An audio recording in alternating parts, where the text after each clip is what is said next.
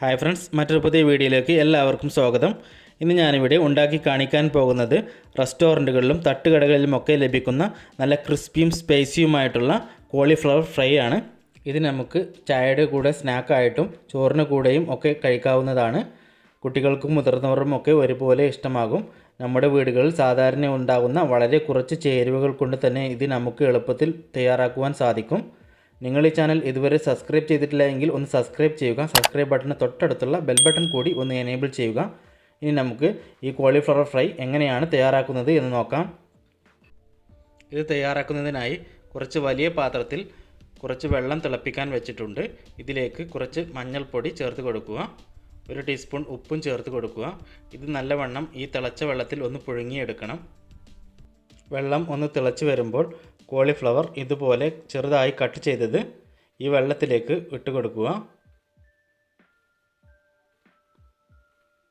ഇത് മുങ്ങിക്കിടക്കാൻ പാകത്തിന് വെള്ളം ഉണ്ടായിരിക്കണം. ഏകദേശം 2 മിനിറ്റ് നേരം തിളപ്പിച്ചതിന് ശേഷം ഇതുപോലെ ഒരു കോരി ഉപയോഗിച്ച് ഓട്ടയുള്ള ഒരു പാത്രത്തിലേക്ക് എല്ലാം കോരി മാറ്റുക.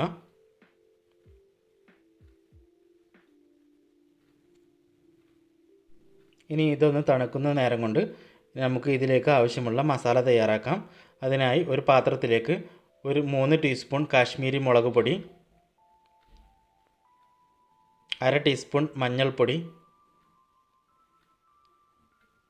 ആവശ്യത്തിന് ഉപ്പ്, 1 ടീസ്പൂൺ വെളുത്തുള്ളി പേസ്റ്റ്, 1 ടീസ്പൂൺ ഇഞ്ചി paste, 2 teaspoon soya sauce, 2 teaspoon tomato sauce, 2 teaspoon വിനാഗിരി, 2 ടീസ്പൂൺ കോൺഫ്ലവർ, 2 ടീസ്പൂൺ അരിപ്പൊടി ചേർക്കുന്നത് നല്ല ക്രിസ്പി ആയി കിട്ടാൻ വേണ്ടിയിട്ടാണ്. അതിനുശേഷം കൈകൊണ്ട് ഒന്ന് നന്നായി മിക്സ് ചെയ്തെടുക്കുക. ഇത് കൈകൊണ്ട് നന്നായി മിക്സ് ചെയ്ത ശേഷം ഇതിലേക്ക് ആവശ്യമുള്ള വെള്ളം ചേർത്ത് ഇതൊരു കുഴമ്പ് രൂപത്തിലാക്കി കുഴച്ചെടുക്കുക.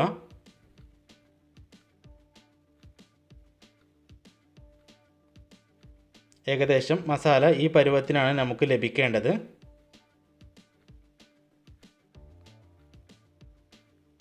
ഇനി നമുക്ക് ഈ മസാലയിലേക്ക് നേരത്തെ കോരി വെച്ച കോളിഫ്ലവർ ചേർത്ത് കൊടുക്കുക.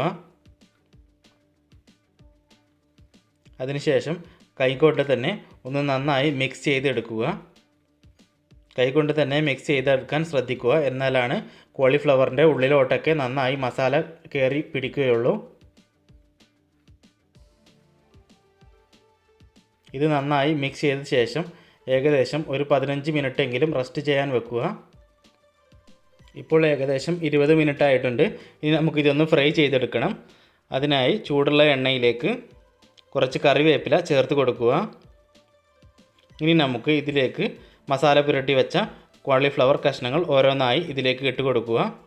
എല്ലാം കൂടി ഒരുമിച്ച് ഇട്ട് കൊടുത്താൽ പെട്ടെന്ന് കട്ട പിടിക്കാൻ സാധ്യതയുണ്ട്. അതുകൊണ്ട് ഓരോന്നായിട്ട് തന്നെ ഇട്ട് കൊടുക്കാൻ ശ്രദ്ധിക്കുക. ഇത് എപ്പോഴും കുക്ക് ചെയ്യുമ്പോൾ ലോ ടു മീഡിയം ഫ്ലെയിമിൽ കുക്ക് ചെയ്യാൻ ശ്രദ്ധിക്കുക. അല്ലെങ്കിൽ പുറം ഭാഗം പെട്ടെന്ന് തന്നെ കരിഞ്ഞു പോകും, ഉള്ളിൽ നന്നായി വെന്ത് കിട്ടുകയുമില്ല.